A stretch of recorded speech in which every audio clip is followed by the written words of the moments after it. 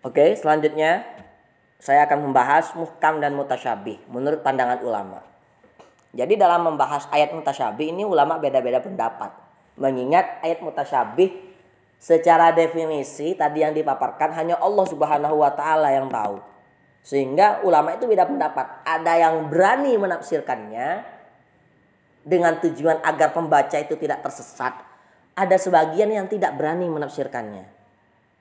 Karena yang Allah kehendaki itu belum tentu dan tidak akan dapat dijangkau oleh manusia siapapun itu, secerdik apapun itu. Nah, makanya ulama itu beda-beda pendapat. Pandangan ulama tentang muhkam dan mutasyabih. Dalam Al-Quran sering kita temui ayat-ayat mutasyabihat yang menjelaskan tentang sifat-sifat Allah. Banyak, salah satunya ayat ini. Ar-Rahmanu 'alal 'arsy istawa. Allah Tuhan yang Maha Pemurah bersemayam di atas arsy. Bersemayam di atas arsy. Kalau kita baca terjemahnya bersemayam di atas arsy. Di atas, kata-kata di atas itu kan seakan-akan memiliki tempat.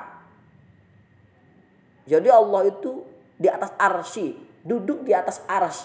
Seakan-akan seperti itu kalau kita baca dari segi pengertiannya. Kalau Allah butuh pada bersemayam, butuh pada kata-kata atas, itu berarti Rasul Allah Subhanahu wa taala sama dengan makhluk, dan itu tidak boleh. Karena Allah itu mukhalafatuhu lil hawadis, berbeda dengan para makhluk. Jadi ayat ini disebut mutasyabihat karena samar. Sehingganya timbul perbedaan di kalangan para ulama dalam menafsirkannya. Terbagi jadi dua, ulama salaf dan ulama khalaf. Ulama salaf itu bukan salaf-salaf itu ya, bukan salaf. Salaf itu adalah ulama yang hidup pada masa 500 Hijriah ke bawah. Itu disebut ulama salaf. Kalau ulama khalaf yang hidup setelah 500 Hijriah ke atas itu ulama khalaf namanya. Kalau salaf itu yang lebih tua, khalaf itu yang penerusnya. Batasnya adalah tahun 500 Hijriah. Yang hidup sebelum 500 Hijriah itu disebut ulama-ulama salaf. Yang hidup setelah 500 Hijriah disebut ulama khalaf. Saya harap kalian dapat paham itu. Madhab salaf, ulama salaf, yaitu orang-orang yang mempercayai dan mengimani sifat mutasyabihat itu dan menyerahkan hakikatnya kepada Allah sendiri. Mereka mensucikan Allah dari pengertian-pengertian lahir yang mustahil ini bagi Allah dan mengimaninya sebagaimana yang diterangkan Al-Quran. Madhab ini disebut madhab mufawwidah atau tafwid. Gambarnya gini, dalam menafsirkan Ar-Rahmanu 'alal 'arsy istawa, Allah itu bersemayam di arsy. Ulama salaf itu begini, Allah itu memang bersemayam, Allah itu memang berada di atas arsy. Tetapi kata-kata bersemayam itu bukan sebagaimana bersemayam yang ada di pikiran manusia. Lain dengan bersemayam yang dilakukan oleh manusia. Lain dengan tempat yang ditempati oleh manusia. Jadi tidak boleh disamakan dengan manusia, begitu maksudnya. Tetapi ulama salaf tetap tidak memberikan jalan. Jangan ditafsirkan, jangan ditakwilkan. Untuk ayat ini hanya Allah Subhanahu wa taala yang tahu maksudnya apa. Yang terpenting adalah kita tidak boleh menggambarkan kesamaan antara makhluk dan Allah. Gambarannya begini.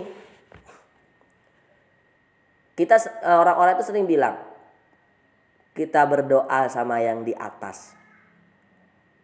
Kalau kita telan bulat-bulat kata-kata itu seakan-akan Tuhan itu berada di atas. Tempatnya Tuhan itu ada di langit. Seperti itu kan. Tempatnya Tuhan itu ada di langit.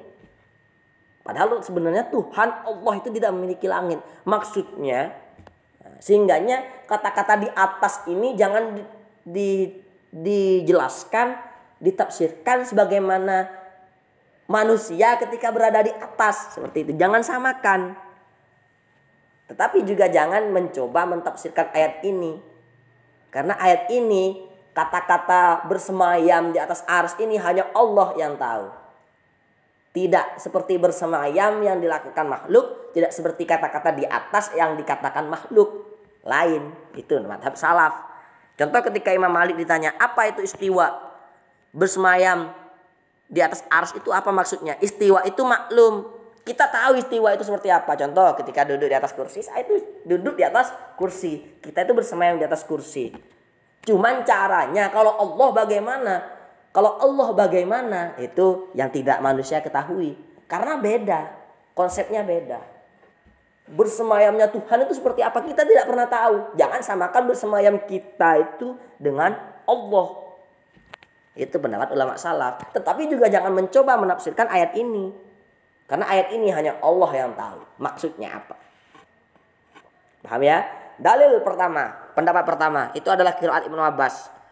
Kesahihan madhab ini didukung oleh riwayat tentang qiraat Ibnu Abbas. Wa ma ya'lamu ta'wilahu illallah warrasikhuna fil ilmi yaquluna amanna bih. Jadi Ibnu Abbas cara membacanya begini, wa ma ya'lamu ta'wilahu illallah. Tidak akan ada yang tahu takwilnya atau tafsirnya itu bagaimana kecuali Allah. Yaquluna ar-rasikhuna fil ilmi aman nabi. Sedangkan orang-orang para peneliti, para penafsir itu hanya cukup mengimani, begitu saja. Berarti di sini ada berhenti, ada waqaf, ya, ada waqaf antara kalimat sebelum waqaf dan setelah waqaf ini berbeda. Itu qiraat Ibnu Abbas. Dalil pendapat pertama sama, menjadikan mubtada dan khobar. Jadi pada teks ini warasikhul fil ilmi ini adalah pembahasan baru. Contoh ya. Wa ma ya'lamu ta'wilahu illallah. Tidak akan tahu takwilnya, penjelasannya kecuali Allah. Warasikhuna fil ilmi, sedangkan orang-orang yang mendalami ilmunya, seperti ulama, penafsir, mereka hanya cukup mengatakan yaquluna amanna bi. Mereka cukup beriman, mereka tidak akan tahu maksudnya, hanya Allah yang tahu. Begitulah. Allah yang memiliki pengetahuan itu, dan orang-orang yang beriman, para ahli tafsir yang beriman, mereka tidak akan berani menafsirkannya. Mereka cukup mengatakan kami beriman atas apa yang disampaikan, atas apa yang difirmankan oleh Allah Subhanahu wa taala. Seperti itu. Jadi diambil dari dua definisi ini, dua dalil ini, bahwa ayat-ayat mutasyabih itu hanya diketahui oleh Allah saja dan para ulama tidak dapat mengetahuinya. Pendapat yang kedua itu madzhab khalaf. Madzhab khalaf itu adalah ulama yang menakwilkan lafaz yang makna lahirnya mustahil kepada makna yang layak dengan zat Allah. Karena itu mereka disebut pula mu'awwilah atau madhab takwil. Kalau ulama khalaf beda lagi. Ulama yang hidup setelah 500 Hijriah beda lagi. Pada Ar-Rahmanu 'alal arsy istawa itu mereka berani menafsirkannya. Apa kata mereka? Mereka memaknai istiwa dengan ketinggian yang abstrak, berupa pengendalian Allah terhadap alam ini tanpa merasa kepayahan. Allah berada di atas hambanya dan Allah maha tinggi, bukan berada di suatu tempat sisi Allah dan hak Allah. Kalau menurut ulama khalaf begini, Ar-Rahmanu 'alal arsy istawa. Allah itu bersemayam di atas arsy. Maksudnya derajat Allah itu tinggi. Begitulah, ditakwil seperti itu. Artinya dipalingkan, ditakwil. Kemarin kita bahas takwil kan, sudah pernah membahas takwil. Takwil itu memalingkan sesuatu pada sesuatu yang lain. Maksudnya adalah begini. Maksudnya tentang kekuasaan. Misal Tuhan berada di atas. Nah, kata-kata itu bukan berarti Tuhan berada di atas, tapi menunjukkan bahwa Allah itu maha tinggi, Allah itu maha kuasa, Allah itu maha mengendalikan seluruh alam dan seluruh apapun yang ada di bawah. Begitu maksudnya. Nah, jadi mereka berani mentakwilkan dengan cara memalingkan pemahamannya pada sesuatu yang lain. Sehingga menurut mereka maksudnya seperti itu. Tujuannya apa? Alasan mereka berani menafsirkan ayat mutasyabihat, menurut mereka suatu hal yang harus dilakukan adalah memalingkan lafaz dari keadaan kehampaan yang mengakibatkan kebingungan manusia karena membiarkan lafaz terlantar tak bermakna. Karena kalau tidak dikasih makna, manusia itu akan bingung. Karena manusia ini yang mereka lakukan hanya selalu meneliti. Kalau mereka tidak dikasih jalan untuk memahaminya, mereka akan tersesat. Dan yang perlu memberi jalan itu adalah ulama-ulama. Yang dapat memberikan jalan itu adalah ulama-ulama tafsir. Kalau bukan ulama hanya sebatas peneliti biasa, itu tidak bisa dikatakan menafsirkan atau mentakwilkan atau memberikan jalan. Dalil pendapat kedua itu asar dari Naqli, bahwa Ibnu Abbas dalam ayat ini wa may ya'lamu ta'wilahu illallah wa fi ilmi, Ibnu Abbas berkata ana mimman ya'lamuna ta'wilahu. Saya termasuk orang yang tahu hikmah ayat itu. Jadi ketika membaca ayat ini, wa ma ya'lamu ta'wilahu illallah warrasikhuna fil ilmi yaqulun amanna bi. Jadi untuk pendapat kedua ini, ayat ini membacanya tidak dilanjutkan, tapi tidak diwakafkan. Maaf, tidak diwakafkan illallah, tapi dilanjutkan. Jadi artinya begini, padahal tidak ada yang mengetahui takwilnya melainkan Allah dan orang-orang yang mendalam ilmunya. Untuk ayat-ayat mutasyabihat, ketika dibaca demikian, maka ayat-ayat mutasyabihat hanya dapat diketahui oleh Allah dan orang-orang yang mendalam ilmunya. Jadi dari ayat ini, dari kedua dalil ini dapat diberikan kesimpulan bahwa ayat-ayat mutasyabih pun dapat diketahui oleh orang-orang yang mendalam ilmunya. Tidak hanya diketahui oleh Allah saja. Ada lagi kelompok ketiga, pendapat ketiga, pendapat yang moderat, ada yang di tengah-tengah. Pelopornya itu adalah Ibnu Daqiqil Aid, Imam Ibnu Daqiqil Aid. Menurut Imam Daqiqil Aid, beliau berpendapat bahwa jika takwil itu jauh, maka kita tawakuf, tidak memutuskan. Kita meyakini maknanya menurut cara yang dimaksud serta mensucikan Tuhan dari segala yang tidak layak baginya. Kalau menurut Imam Daqiqil Aid, Imam Daqiqil ada di tengah-tengah. Ia tidak setuju pada ulama salaf, juga tidak setuju pada ulama khalaf.